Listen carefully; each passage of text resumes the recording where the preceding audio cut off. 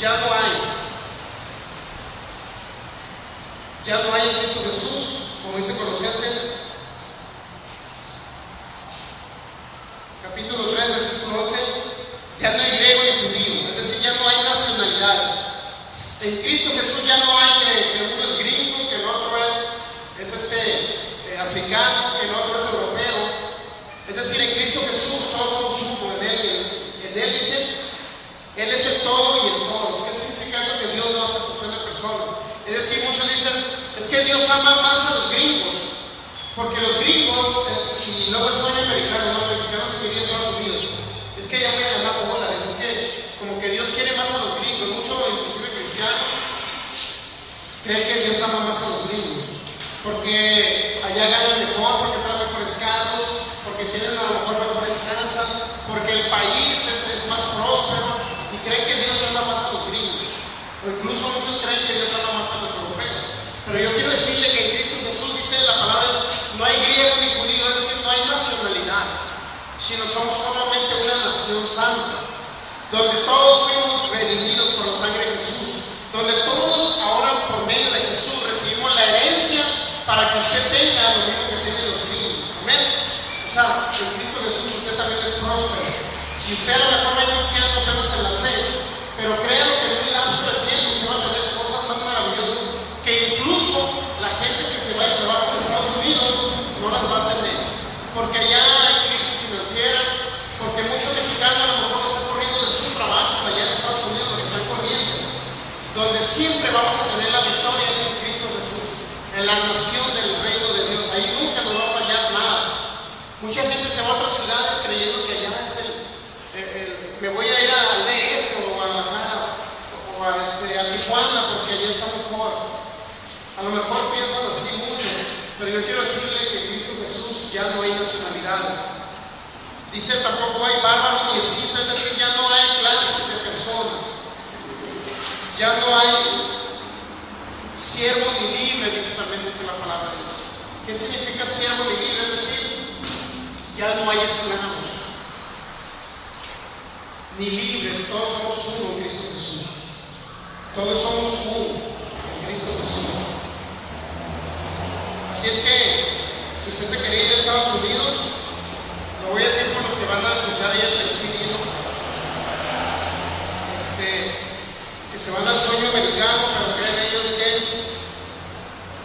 que ya es lo mejor, pero lo mejor es Cristo Jesús. Vamos a 1 Pedro capítulo 1.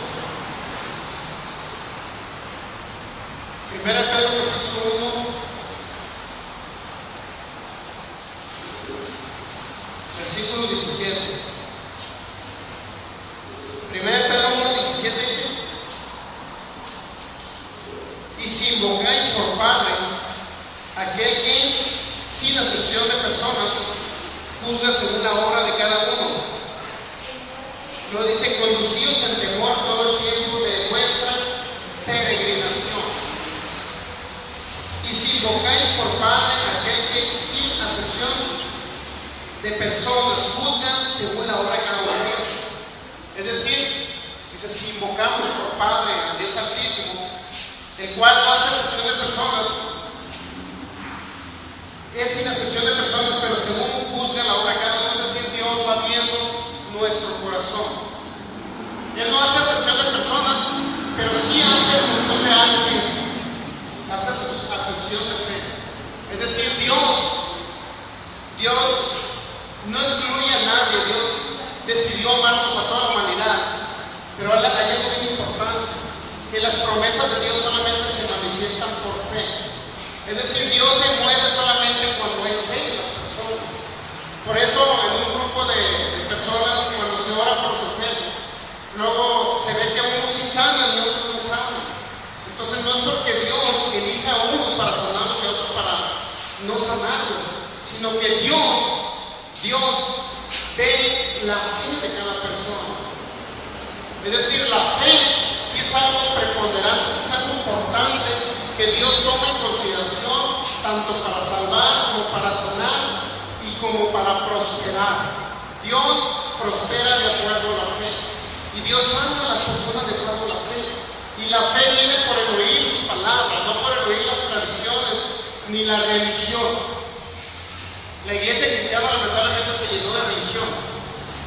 Inician bien porque inician con Cristo, son salvos y les amamos a todos ellos, son nuestros hermanos, pero lamentablemente mezclan la palabra o la bendita palabra de Dios, la mezclan con su religión, con su tradición, porque ellos te dicen, vente a Cristo, llega a Cristo, ellos predican el Evangelio y dicen, oye, acepta a Cristo, recíbelo, pero ya que llegas con ellos te empiezan a poner reglas humanas, te empiezan a decir que te portas así, que te vistas de esta manera, que te vistas de la otra manera, que te quites aquello o te pongas aquello, con la finalidad, ellos lo hacen con la finalidad creyendo que están en su correcto, pero sin embargo, a lo mejor si usted no quiere un día ese tipo de congregaciones, ese tipo de lugares, se va a dar cuenta que la mayoría son enfermos, se va a dar cuenta que no hay avance en el Evangelio de Cristo, no hay nada.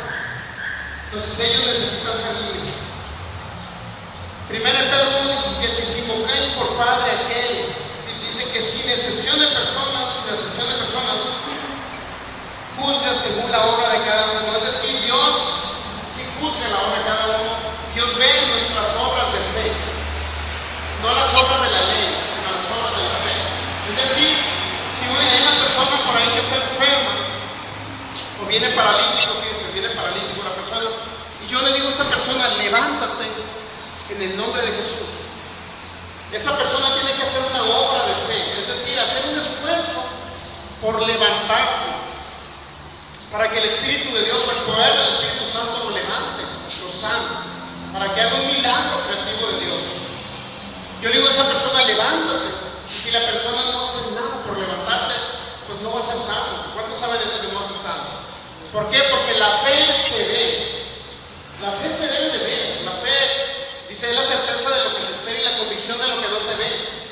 Es la convicción de lo que no se ve en el sentido de que usted, la gente, por ejemplo, a pesar de que no vea la sanidad en ese momento, pero él se debe declarar sano. Por lo menos la gente debe de hacer una obra de fe, debe de hacer el esfuerzo, el paralítico, por levantarse. Mientras no haga el esfuerzo, el paralítico, por levantarse, el Espíritu de Dios no va a hacer nada. Por eso dice que Dios, sin excepción de personas, pero juzga la obra de cada uno, la fe de cada uno, nos las está juzgando, y Él se mueve de acuerdo a la fe de cada uno de nosotros. Él prospera de acuerdo a nuestra fe. Ya ven, por eso es nuestra insistencia de que ustedes, por ejemplo, adquieran CDs, los lleven a su casa, los escuchen, porque por medio de esos CDs usted va a crecer en el conocimiento y en la fe de un Dios bueno. Y esa fe es la que va a derribar las montañas de pobreza, las montañas de enfermedad, las montañas de aflicción, los problemas. Por medio de la palabra de Dios y del conocimiento y de la fe, nosotros vamos a vencer al enemigo, al diablo. Nosotros lo vamos a vencer al diablo. Deuteronomio capítulo 10, versículo 17. Deuteronomio 10, 17.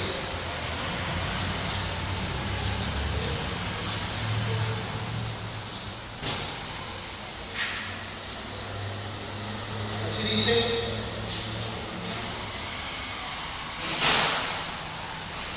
Deuteronomio 10:17, porque Jehová vuestro Dios es Dios de dioses y Señor de señores, Dios grande, poderoso y temible.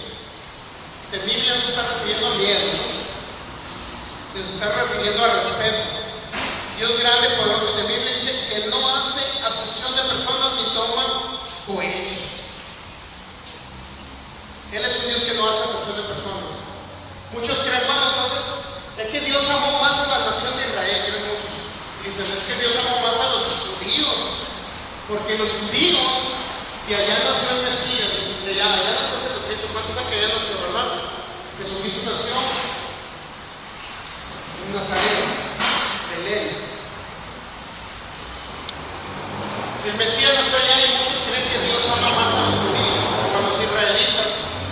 Porque no lo dicen, bueno, es que los israelitas son la nación de Dios, es la nación santa de Dios y es la nación elegida por Dios. Muchos creen que los israelitas son los elegidos, pero lo que no ha entendido la gente